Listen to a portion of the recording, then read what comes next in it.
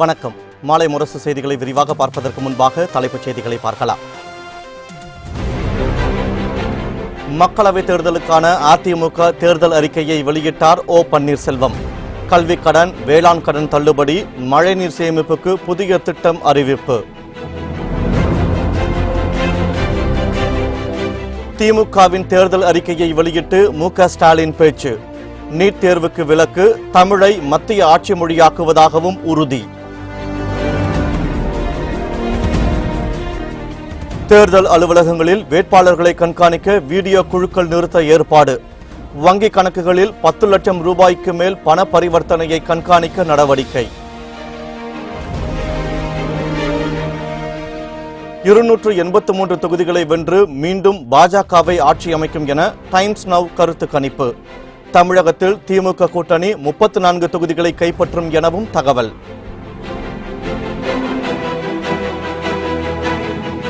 நாம் தமிழர் கட்சியில் மக்களவைத் தேர்தலில் போட்டியிட 20 பெண்களுக்கு வாய்ப்பு. கரும்பு விவசாய சின்னத்தில் களமிறங்கப் போவதாக ஒருங்கிணைப்பாளர் சீமான் அறிவிப்பு.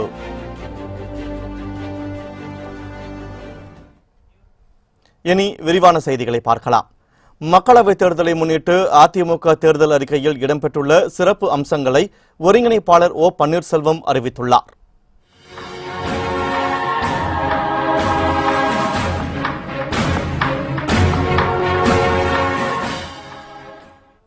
சென்னை ராயப்பேட்டையில் உள்ள அதிமுக தலைமை அலுவலகத்தில் அக்கட்சியின் தேர்தல் அறிக்கை வெளியிடப்பட்டது. இந்த நிகழ்ச்சியில் ஒருங்கிணைப்பாளர் ஓ பன்னீர்செல்வம், இணை ஒருங்கிணைப்பாளர் எடப்பாடி பழனிசாமி உள்ளிட்டோர் பங்கேற்றனர். தேர்தல் அறிக்கை தயாரித்த குழுவினருக்கு பாராட்டு தெரிவித்த ஒருங்கிணைப்பாளர் ஓ பன்னீர்செல்வம், சமூக நீதி கொள்கையில் மதச்சார்பின்மையில் அதிமுக அசைக்க முடியாத நம்பிக்கை கொண்டுள்ளதாக குறிப்பிட்டார். அம்மா தேசிய வறுமை ஒழிப்பு திட்டம் செயல்படுத்தப்படும் என்றும், மாதாந்திர நேரடி உதவித்தொகை 1500 ரூபாய் வழங்கும் திட்டம் நாடு முழுவதும் வறுமை கோட்டிற்கு கீழ் உள்ளவர்களுக்கு செயல்படுத்தப்படும் என்றும் தேர்தல் அறிக்கையில் இடம்பெற்றுள்ளதாக குறிப்பிட்டார். நடைபெறவுள்ள நாடாளுமன்ற மக்களவை பொதுத் தேர்தலுக்கான அனைத்து இந்திய அண்ணா திராவிட முன்னேற்ற கழக தேர்தல் அறிக்கையின் சிறப்பு அம்சங்கள் பின்வருமாறு. தேர்தல் வாக்குறுதிகள். வறுமை ஒழிப்பு. அம்மா தேசிய வறுமை ஒழிப்பு திட்டம். மாதாந்திர நேரடி உதவித்தொகை. மாதாந்திர நேரடி உதவித்தொகை ரூபாய் 1500 ரூபாய் வழங்கும் திட்டம். நாடு முழுவதும் வாழுகின்ற வறுமை கோட்டிற்கு கீழே உள்ள மக்களுக்கும் தங்கள் அடிப்படை வசதிகளை நிறைவு செய்த தேவையான வருமானம் இன்றி அல்லலுறும் மக்களுக்கும் மாதந்தோறும் எவ்வித நிபந்தனையும் இன்றி ரூபாய் 1500 வழங்கும் அம்மா தேசிய வறுமை ஒழிப்பு திட்டம் வறுமை கோட்டிற்கு கீழ் உள்ளோர், கைவிடப்பட்ட பெண்கள், வருமானமற்ற விதவை பெண்கள், மாற்றுத்திறனாளிகள், நிலமற்ற விவசாய கூலி தொழிலாளர்கள், கிராமப்புறங்களிலும் நகர்ப்புறங்களிலும் வாழும் உடலுழைப்பு தொழிலாளர்கள், ஆதரவற்ற முதியோர் ஆகியோருக்கு மாதந்தோறும் ரூபாய் 1500 நேரடியாக அவரது வங்கிக் கணக்கில் செலுத்தும் வறுமை ஒழிப்பு திட்டத்தை நாடு முழுவதும் செயல்படுத்த அனைத்து இந்திய அண்ணா திராவிட முன்னேற்ற கழகம் மத்திய அரசை வலியுறுத்தும். உள்நாட்டிலும் வெளிநாடுகளிலும் புதிய வேலைவாய்ப்புகளை இந்திய இளம்பெண்களும் இளைஞர்களும் பெறுகின்ற வண்ணம் அவர்களுக்கு காலத்திற்கேற்ற பயிற்சியும் திறன் மேம்பாட்டையும் அளிக்கும் எம்ஜிஆர் தேசிய வேலைவாய்ப்பு சார்ந்த திறன் மேம்பாட்டு திட்டம் பிலிப்பைன்ஸ் நாட்டின் TESDA technical education and skills development authority நிறுவனம் அந்த நாட்டின் இளைஞர்களுக்கும் இளம் பெண்களுக்கும் உலகெங்கும் வேலைவாய்ப்பு கிடைத்திட வண்ணம் வழங்கி வரும் திறன் மேம்பாட்டு பயிற்சியை மாதிரியாக கொண்டு நம் நாட்டிலும் புதிய அமைப்பு ஒன்றினை உருவாக்கி இந்திய இளைஞர்களுக்கும் இளம் பெண்களுக்கும் திறன் மேம்பாடு அளிக்கவும், அத்தகைய பயிற்சிகளை பெற்றோர் உள்நாட்டிலும் வெளிநாடுகளிலும் வேலைவாய்ப்பு பெறுவதை எளிதாக்கிடவும் புதிய அமைப்பு ஒன்று தேசிய அளவில் உருவாக்கப்பட அனைத்திந்திய அண்ணா திராவிட முன்னேற்றக் கழகம் மத்திய அரசை வலியுறுத்தும். இளைஞர்களுக்கு திறன் மேம்பாட்டு பயிற்சி வழங்க புதிய அமைப்பு ஒன்றை தேசிய அளவில் உருவாக்கிட வலியுறுத்தப்படும் என கூறிய ஒருங்கிணைப்பாளர் ஓ பன்னீர்செல்வம், காவிரி கோதாவரி இணைப்பு திட்டத்தை செயல்படுத்த மத்திய அரசிடம் வலியுறுத்தப்படும் என்றும் உறுதியளித்தார். இனப்படுகொலை குறித்து முறையான விசாரணை நடத்தப்படவும், திமுக காங்கிரஸ் கூட்டணி செய்த தவறுகளை வெளிக்கொண்டு வர நடவடிக்கை மேற்கொள்ளப்படும் என்றும் குறிப்பிட்ட அவர், வறட்சியால் பாதிக்கப்பட்ட தமிழக பகுதி முழுவதும் தண்ணீர் கொண்டு செல்ல நீர் மேலாண்மை திட்டம் செயல்படுத்தப்படும் என்றும் அறிவித்தார். வெள்ளக்காலங்களில் வீணாக கடலில் கலக்கும் தண்ணீரை வறட்சியால் பாதிக்கப்பட்ட பகுதிகளுக்கு கொண்டு செல்ல பின்வரும் புதிய திட்டங்களை செயல்படுத்திட மத்திய அரசை வலியுறுத்தி நிதி ஆதாரத்தை பெற்று விரைந்து செயல்படுத்த அனைத்திந்திய அண்ணா திராவிட முன்னேற்றக் கழகம் நடவடிக்கைகளை மேற்கொள்ளும். காவேரி கோதாவரி இணைப்பு திட்டத்தை உடனடியாக மேற்கொள்ள மத்திய அரசை வலியுறுத்துவோம்.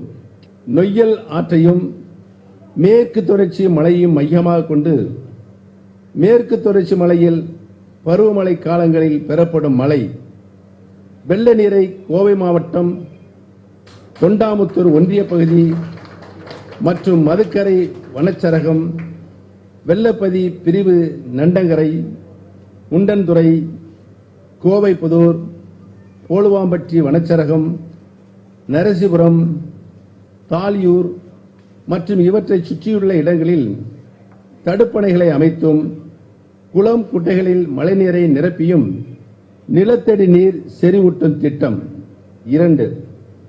காவிரி ஆற்றில் அமைக்கப்பட்டிருக்கும் மோகனூர் தடுப்பணையில் இருந்து நாமக்கல் மாவட்டத்தின் மோகனூர், நாமக்கல், புதுச்சத்திரம், எருமைப்பட்டி ஆகிய பகுதிகளுக்கு தண்ணீர் கொண்டு சென்று நிலத்தடி நீர் செறிவூட்டும் திட்டம்.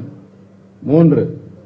திருச்சிராப்பள்ளி, புதுக்கோட்டை, சிவகங்கை, ராமநாதபுரம் மற்றும் விருதுநகர் மாவட்டங்கள் பயன்பெறும் வகையில் காவேரி, கட்டளை கதவணை, அக்கினியாறு, தெற்கு வெள்ளாறு, மணிமுத்தாறு, வைகை மற்றும் குண்டாறு இணைப்பு கால்வாய் திட்டம்.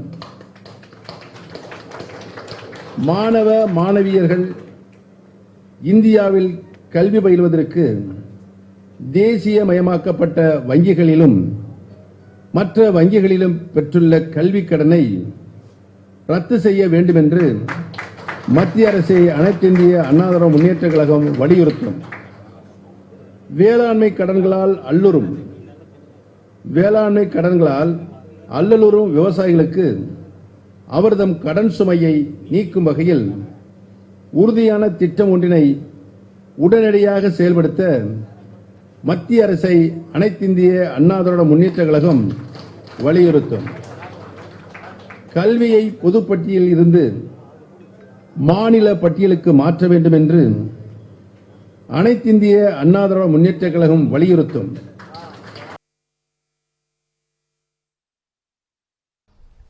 மக்களவைத் தேர்தலில் திமுக கூட்டணி தோல்வி அடையும் என உறுதியளித்துள்ள மீன்வளத்துறை அமைச்சர் ஜெயக்குமார், இலங்கையில் நடைபெற்ற இனப்படுகொலைக்கு திமுக பதில் சொல்லியே ஆக வேண்டும் என குறிப்பிட்டார். சென்னையில் செய்தியாளர்களிடம் பேசிய அவர், தமிழ் மொழியை அலுவல் மொழியாக்க வேண்டும் என தேர்தல் அறிக்கையில் குறிப்பிடப்பட்டுள்ளதாகவும் தெரிவித்தார். திமுக பாத்தீங்கன்னா ஒரு அரைவேக்காட்டுத்தனமான ஒரு தேர்தல் அறிக்கை. எப்படி சொல்றேன்னா, ஒரு தமிழ்ன்றது இப்போ நாங்கள் சொல்கிறோம், இதை வந்து ஒரு அஃபிஷியல் லாங்குவேஜ் ஆக்கணும்னு சொல்லி எங்களோட தேர்தல் அறிக்கை சொல்கிறோம். ஆனால் திமுக தேர்தல் அறிக்கையில் என்ன சொல்கிறாங்கன்னா, கோ அஃபிஷியல் லாங்குவேஜ். அது என்ன கோ அஃபிஷியல் லாங்குவேஜ்னு எனக்கு தெரியல. அது கோ அஃபிஷியல் லாங்குவேஜ்னா என்னது? நாங்கள் சொல்கிறது என்னென்னா, அஃபிஷியல் லாங்குவேஜாகவே தமிழை வந்து அறிவிக்கிறேன்னு சொல்லிட்டு நாங்கள் வந்து இங்கே ஃபைட் பண்ணுறதுக்கு மத்திய அரசு வலியுறுத்துறதுக்கு நாங்கள் வந்து அறிக்கை கொடுத்துருக்கோம். ஆனால் இவர் வந்து கோ அஃபிஷியல் லாங்குவேஜ்னா எந்த அளவுக்கு வந்து ஒரு மொழியில வந்து ஒரு துரோகத்தினுடைய வெளிப்பாடு தான் நிச்சயமா தேர்தல் அறிக்கை வெளியிடுது. திமுகவின் தேர்தல் அறிக்கையை அந்த கட்சியின் தலைவர் மு.க. ஸ்டாலின் வெளியிட்டார். அதில் நீட் தேர்வு ரத்து செய்யப்படும், நேரடி மானியம் ரத்து செய்யப்பட்டு பழைய முறைக்கு மாற்றப்படும் உள்ளிட்ட பல்வேறு உறுதிமொழிகள் வழங்கப்பட்டுள்ளன. சென்னை அண்ணா அறிவாலயத்தில் திமுக தேர்தல் அறிக்கை இன்று வெளியிடப்பட்டது. அக்கட்சியின் தலைவர் மு.க.ஸ்டாலின் வெளியிட்டுள்ள தேர்தல் அறிக்கையில் விவசாயத்துறைக்கு தனி பட்ஜெட் நாடாளுமன்றத்தில் தாக்கல் செய்யப்படும் என உறுதியளிக்கப்பட்டுள்ளது.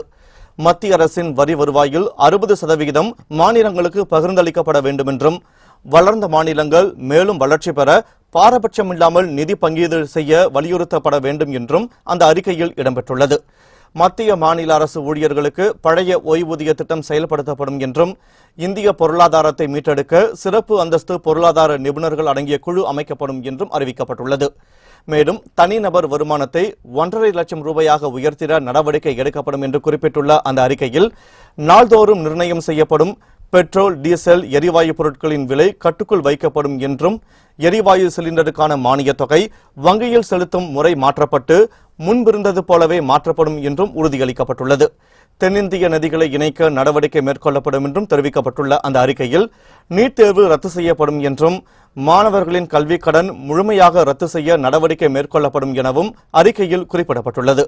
கிராம பகுதிகளில் வறுமை கோட்டிற்கு கீழ் உள்ள பெண்களுக்கு தொழில் துவங்க 50,000 வரை வட்டியில்லா கடன் வழங்க நடவடிக்கை மேற்கொள்ளப்படும் எனவும் உறுதியளித்துள்ள திமுக தேர்தல் அறிக்கையில், மீத்தேன், ஹைட்ரோ கார்பன் திட்டங்களுக்கு தடை விதிக்கப்படும் என்றும், சேது சமுத்திர திட்டத்தை மீண்டும் துவக்கி செயல்படுத்த நடவடிக்கை மேற்கொள்ளப்படும் என்றும் தெரிவிக்கப்பட்டுள்ளது.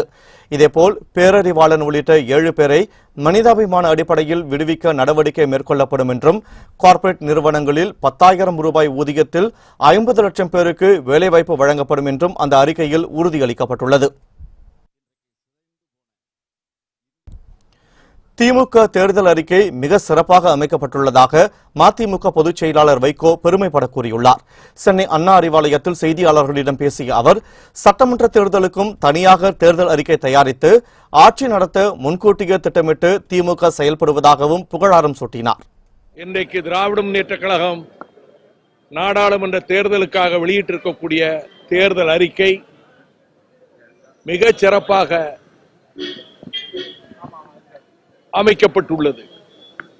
அந்த அறிக்கையில் தமிழ்நாட்டில் இயங்குகின்ற மத்திய அரசு அலுவலகங்களில் தமிழ் ஒரு இணை ஆட்சி மொழியாகுவதற்குரிய சட்டப்பூர்வ நடவடிக்கைகள் மேற்கொள்ளப்படும் என்றும், வேளாண் துறைக்கென்றே மத்தியில் தனியாக ஒரு நிதிநிலை அறிக்கை வெளியிடுகின்ற நிலையை உருவாக்குவோம் என்றும்,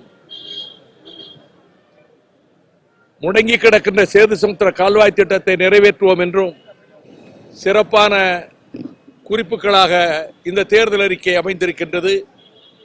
சட்டமன்ற தொகுதிகளுக்கும் இடைத்தேர்தலை சந்திக்க இருக்கின்ற சட்டமன்ற தொகுதிகளுக்கும் தனித்தனியாக அதற்கும் தேர்தல் அறிக்கையை தயாரித்து ஒரு அரசை நடத்துவதற்கு முன்கூட்டி எப்படி திட்டமிட்டு செயல்பட வேண்டும் என்பதற்கு உதாரணமாக திராவிட முன்னேற்றக் கழகம் திகழ்கிறது.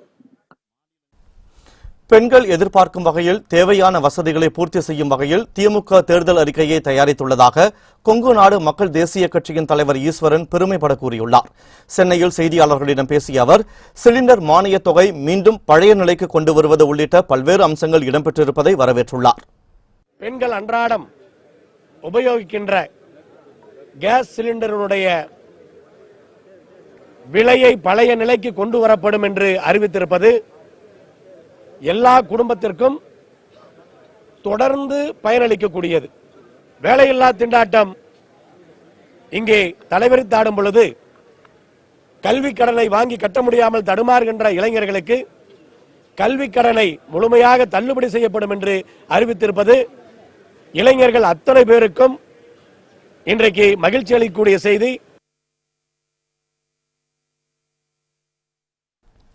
தமிழகம் உள்ளிட்ட பல்வேறு மாநிலங்களில் பரவியுள்ள 97 மக்களவைத் தொகுதிகளில் வேட்புமனு தாக்கல் துவங்கியுள்ளது. 7 கட்டங்களாக நடத்தப்படும் மக்களவைத் தேர்தலில் 2ஆம் கட்ட வாக்குப்பதிவு ஏப்ரல் 18ஆம் தேதி நடைபெறவுள்ளது. தமிழகத்தின் 39 தொகுதிகள் உட்பட புதுச்சேரி, அசாம், பீகார், சத்தீஸ்கர், ஜம்மு காஷ்மீர், கர்நாடகம், மகாராஷ்டிரம், மணிப்பூர், ஒடிஷா, உத்தரப்பிரதேசம், மேற்கு வங்கம் ஆகிய மாநிலங்களில் உள்ள 97 தொகுதிகளில் ஏப்ரல் 18ஆம் தேதி வாக்குப்பதிவு நடைபெறவுள்ளது. இந்த தொகுதிகளுக்கான வேட்புமனு தாக்கல் இன்று துவங்கியது. அதேபோல ஒடிஷா மாநில சட்டப்பேரவை தொகுதிகளுக்கும் தமிழகத்தில் இடைத்தேர்தல் அறிவிக்கப்பட்டுள்ள 18 சட்டப்பேரவை தொகுதிகளுக்கும் வேட்புமனு தாக்கல் இன்று துவங்கியது. இந்த தொகுதிகளுக்கு மார்ச் 26 வரை வேட்புமனுக்களை தாக்கல் செய்யலாம். வேட்புமனு பரிசீலனை மார்ச் 27ஆம் தேதி நடைபெறும். வேட்புமனுக்களை விலக்கிக் கொள்ள மார்ச் 29 கடைசி நாளாகும். அன்றே இறுதி வேட்பாளர் பட்டியல் அறிவிக்கப்படும். தமிழகத்தில் அதிமுக, திமுக, அம்மா மக்கள் முன்னேற்ற கழகம் சார்பில் நாடாளுமன்ற தேர்தலில் 6 பெண்களுக்கும், சட்டமன்ற தேர்தலில் 3 பெண்களுக்கும் போட்டியிட வாய்ப்பளிக்கப்பட்டுள்ளது. அதிமுக காஞ்சிபுரம் மக்களவைத் தொகுதியில் மரகதம் குமரவேலை வேட்பாளராக களமிறக்கியுள்ளது. திமுக தூத்துக்குடியில் தொகுதியில் கனிமொழியையும், தென்சென்னை தொகுதியில் தமிழச்சியையும் களமிறக்கியுள்ளது. அம்மா மக்கள் முன்னேற்ற கழகம் திருச்சியில் சாருபாலா தொண்டைமான், நாகப்பட்டினத்தில் செங்கோடி, தென்காசியில் பொன்னுத்தாய் என 3 பெண் வேட்பாளர்களை அறிவித்துள்ளது. கம்யூனிஸ்ட் கட்சிகள் தேமுதிக, பாமக, விடுதலை சிறுத்தைகள், மதிமுக ஆகியவை பெண் வேட்பாளர்களை அறிவிக்கவில்லை. அதேபோல சட்டமன்ற தேர்தலில் ஹொசூரில் ஜோதி, நிலக்கோட்டையில் தேன்மொழி என 2 பெண்களுக்கு அதிமுக வாய்ப்பளித்துள்ளது. அம்மா மக்கள் முன்னேற்ற கழகத்தில் குடியாத்தம் தொகுதியில் ஜெயந்தி என்கிற பெண் வேட்பாளருக்கு வாய்ப்பளிக்கப்பட்டுள்ளது. திமுகவில் 18 சட்டமன்ற தொகுதிகளுக்கு அறிவிக்கப்பட்ட வேட்பாளர்களில் ஒரு பெண் கூட இல்லை. பெண்களுக்கு 33 விழுக்காடு இடஒதுக்கீடு அளிக்க வேண்டும் என கோரும் அரசியல் கட்சிகள் வேட்பாளர் பட்டியலில் 10 விழுக்காடு இடங்கள் கூட ஒதுக்கவில்லை என்பது குறிப்பிடத்தக்கது.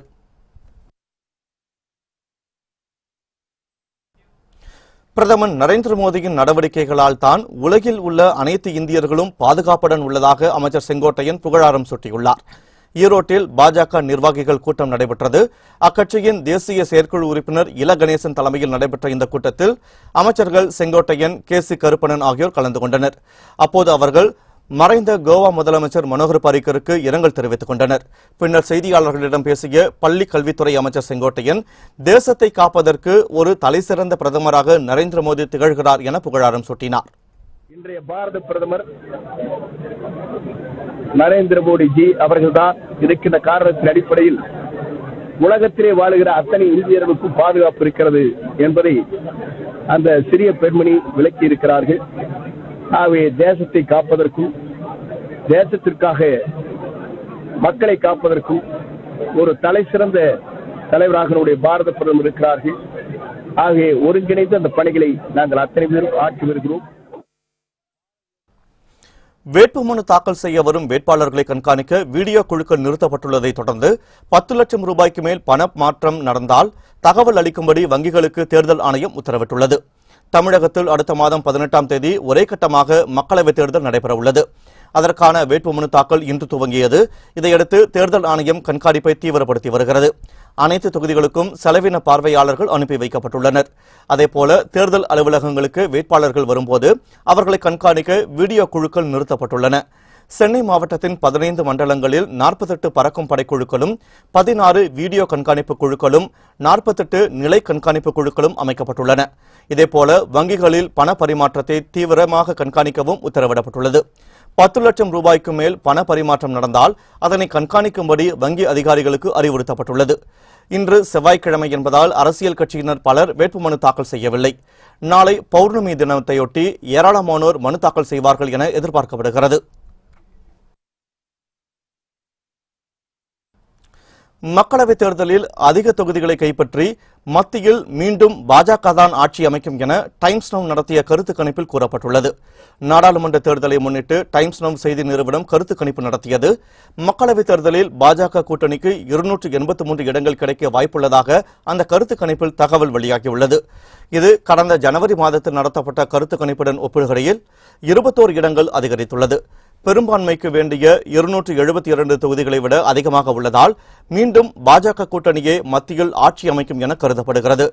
பாலக்கோட் தாக்குதலுக்கு பின்பு பாஜகவின் செல்வாக்கு அதிகரித்திருப்பதாக டைம்ஸ் நவ் செய்தி நிறுவனத்தின் கருத்து கணிப்பில் தெரியவந்துள்ளது. காங்கிரஸ் கூட்டணிக்கு 135 இடங்களும், மற்ற கட்சிகள் 125 இடங்களில் வெல்லும் எனவும் அந்த கருத்து கணிப்பில் தெரிவிக்கப்பட்டுள்ளது. தமிழகத்தில் மொத்தமுள்ள 39 தொகுதிகளில் திமுக கூட்டணி 34 இடங்களை கைப்பற்றும் எனவும், அதிமுக கூட்டணி 5 இடங்களில் மட்டுமே வெல்லும் எனவும் கூறப்படுகிறது. நாம் தமிழர் கட்சி சார்பில் போட்டியிடும் வேட்பாளர்களின் பட்டியல் வரும் 23ஆம் தேதி வெளியிடப் போவதாக அக்கட்சியின் தலைவர் சீமான் தெரிவித்துள்ளார். சென்னை பத்திரிகையாளர் மன்றத்தில் தனது கட்சியின் சின்னமான விவசாய சின்னத்தை வெளியிட்ட நாம் தமிழர் கட்சியின் ஒருங்கிணைப்பாளர் சீமான் பின்னர் செய்தியாளர்களிடம் பேசினார்.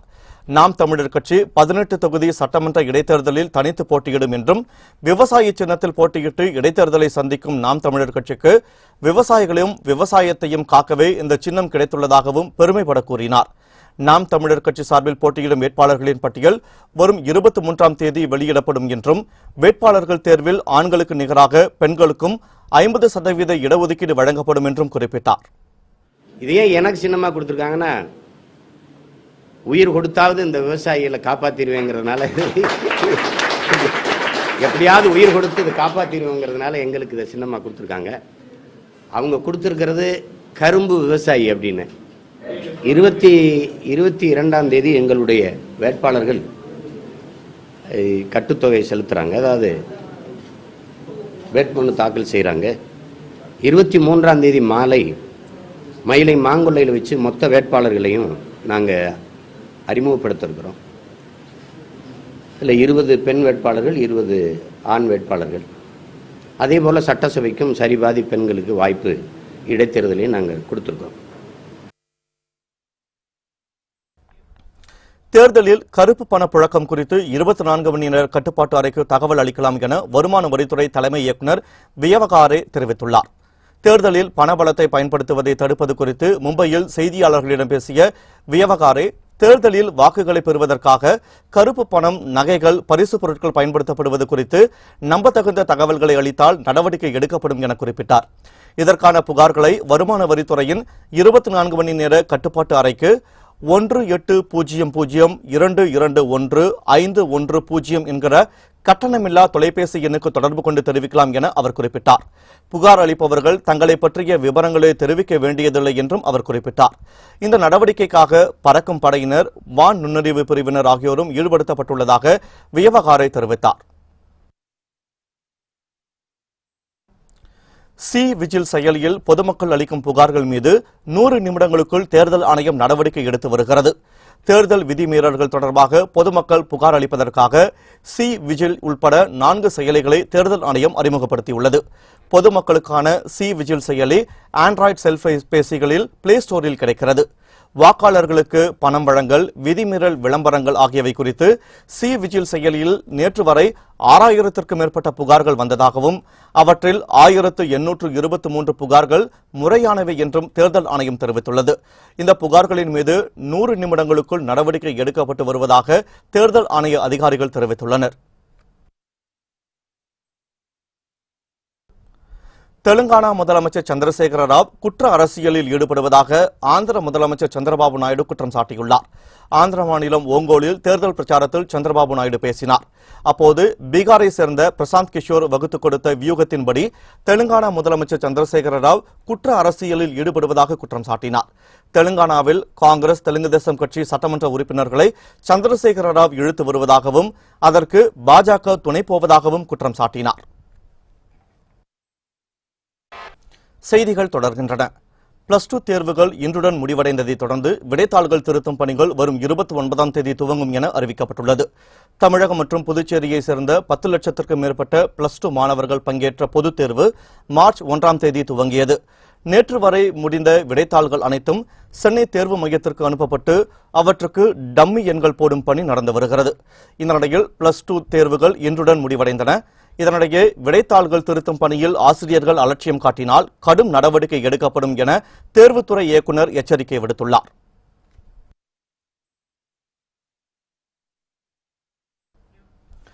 தேனி அருகே எண்ணெய் ஆலை, பேப்பர் ஆலையில் தீ விபத்து ஏற்பட்டதில் பல கோடி ரூபாய் மதிப்புள்ள பொருட்கள் எரிந்து சேதமடைந்தன. தேனி அருகே ரத்னம் நகரில் கருணாகரன் என்பவருக்கு சொந்தமான கர்ணா ஆயில் மற்றும் பேப்பர் மில் உள்ளது. நேற்றிரவு 10 மணி அளவில் ஆயில் மில்லின் கொதிகலனில் தீப்பற்றி மற்ற இடங்களுக்கும் பரவியது. உடனடியாக அங்கிருந்த ஊழியர்கள் ஆலையில் இருந்து வெளியேறினர். கொதிகலன் விபத்தில் ஊழியர்கள் பாண்டியன், பால் பாண்டியன் ஆகியோர் காயமடைந்தனர். தகவல் அறிந்து விரைந்து வந்த தீயணைப்புத் துறையினர் தீ மேலும் பரவாமல் கட்டுப்படுத்தினர். எனினும் ஆயில் மில்லில் இருந்த பல கோடி ரூபாய் மதிப்பிலான பொருட்கள், அட்டைகள் அனைத்தும் எரிந்து சாம்பலாயின.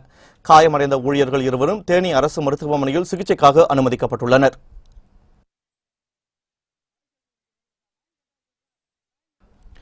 திருத்தணி அருகே கடந்த 2 மாதங்களுக்கு மேலாக குடிநீர் கிடைக்காததால் நாடாளுமன்ற தேர்தலை புறக்கணிக்கப் போவதாக அந்த பகுதி மக்கள் போர்க்கொடி தூக்கியுள்ளனர்.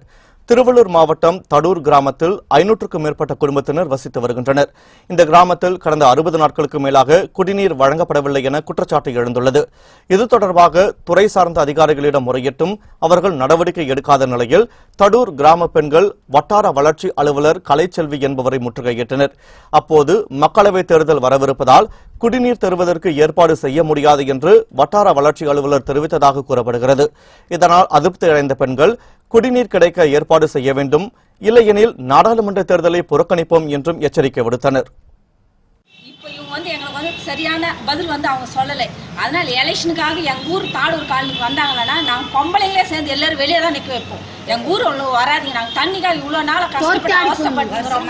ஆனாலும் எங்களுக்கு எந்த ஒரு பதிலும் சொல்ல. இன்னைக்கு மட்டும் எலெக்ஷனுக்கு அவசரம் மட்டும் வந்துடுறீங்களே, நாங்கள் ஓட்டு யாருக்குமே போட மாட்டோம் சொல்லிட்டு நாங்கள் வெளியே தான் அவங்கள நிற்க வைப்போம், எங்கள் ஊருக்குள்ளே சேர்க்க மாட்டோம். புத்தம் புதிய செய்திகள் அவ்வப்போது முழுமையாக மாலை முரசு தொலைக்காட்சி வழங்கும். இணைந்திருங்கள் மாலை முரசு தொலைக்காட்சியுடன். வணக்கம்.